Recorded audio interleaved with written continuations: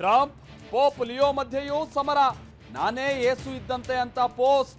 America ಅಧ್ಯಕ್ಷನಿಗೆ ಧರ್ಮಗುರುವು ಟಾಂಗ್. ಭಾರತಕ್ಕೆ ಮತ್ತೆ ಗ್ಯಾಸ್ ಗಂಡಾಂತರದ ಆತಂಕ.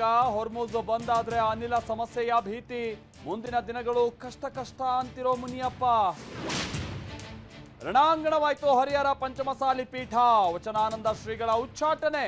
ಪೊಲೀಸರ ಜೊತೆ ಭಾರೀ ಜಟಾಪಟಿ.